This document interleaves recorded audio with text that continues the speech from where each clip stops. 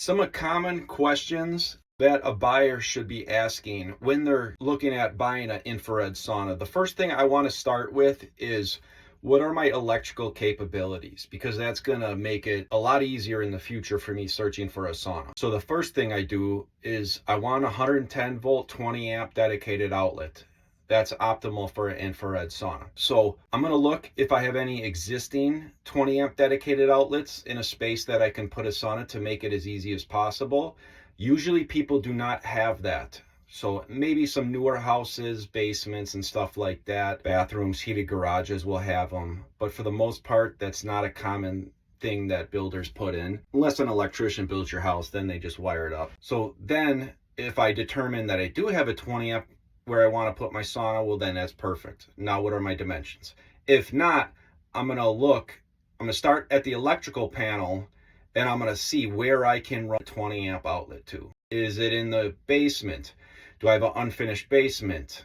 Is there a drop ceiling? Is there a way I can wire an outlet so that it's a 20 amp dedicated outlet? So if I can, that's awesome. So if there's open spaces, there's access panels, there's outlets I can feed through, that'll be perfect without cutting drywall. But you may need to cut some drywall if you want to put it upstairs in your first floor or your second floor and your electrical panels downstairs or in the garage or something like that.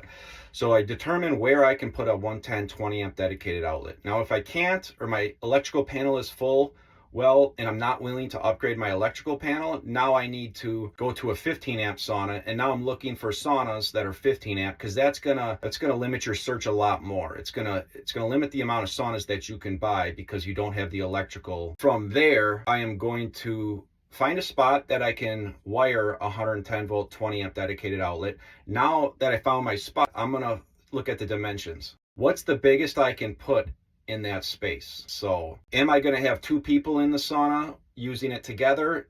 Do I want to put my legs up on the bench if I'm using it alone? Do I want to be able to put my legs up on the bench if I'm going to use it with another person? If that's the case, you want to find a corner so that one person can put their legs up on the bench and another person can sit comfortably next to them. If you don't have a corner, you could put a corner straight against the wall. It's just going to look a little awkward, but it's common for people to do that. But I need to figure out what size I'm looking for. I wouldn't get less than a 2-person, and I wouldn't get bigger than a 3-person. The sweet spot with infrared is a 2 and 3-person sauna. So I usually recommend a 3-person if you have the space, just because it is more comfortable with 2 people in it, and you can put your legs up on the bench when you're using it by yourself. So I figure out the configuration and the dimensions of my sauna. Now that I figured out the dimensions of what I'm capable of, now I'm going to start my sauna search. I'm going to look for the company first. I want to find a good company with a good warranty and a good reputation. So I'm going to do a search. I'm going to find a company that's been around for a couple decades, if possible. You want longevity, because you don't want some business guy private labeling the same cheap sauna and is in the industry for 2-3 years and then jumps out of the industry. So you want an established sauna company that all they do is design, build, and sell saunas. Now that we found the company, let's look at the warranty. Better the warranty, the more longevity is the rule of thumb.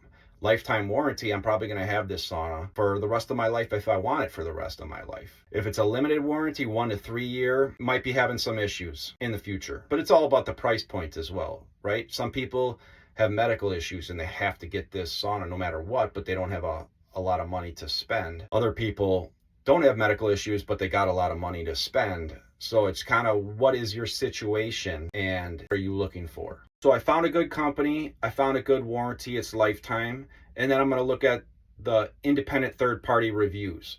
I'm going to look up the reviews on Google. I'm going to look up their Better Business Bureau or their BBB profile. I'm going to look up the reviews. I'm going to look up their complaints. Is there a common theme to their complaints? Is their customer service poor?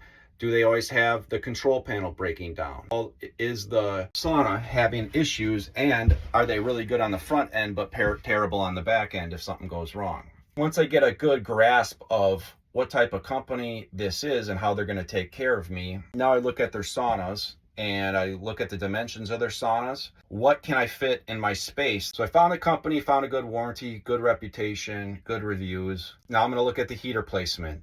I want heaters 360 degrees around my body. I don't want like the one I'm sitting in right now where it doesn't have any front heaters, because the left side of my body, which is that direction, has no heat. So it feels a lot colder on that side of my body than that side of my body. So it's very important that you have heaters all the way around your body. I don't have a floor heater in this one either, so my feet are cold when I'm sitting. So I have to sit uncomfortable Indian style where it's hard on my ankle, but I need to get my body up here so it's hotter up here, because they don't put a floor heater. There's no front heaters. Then I like to have a combination of carbon and ceramic. So I like carbon for equal heat distribution. I like ceramic for hotter temperatures, faster heat up time, that type of stuff. So I look for a combination of both. Now, a lot of companies do one heater or the other, and they'll say it has to be that type of heater, but in reality, that's just because they sell that type of heater. There's benefits and positives to both. I like to have both in my sauna. I'm going to look at the wood. Is it real wood? I prefer hemlock, but there's all good types of wood out there. There's mahogany, basswood, cedar. You know, the main thing with the wood is I just don't want particle board. I don't want formaldehyde. I don't want any off-gassing. So I'm looking at the companies. Do they do third-party testing? Do they market as no off-gassing, no VOCs, that type of stuff? Because I am definitely looking for that. I don't want to sit in a sauna that's going to have any type of off-gassing because of chemicals in the wood.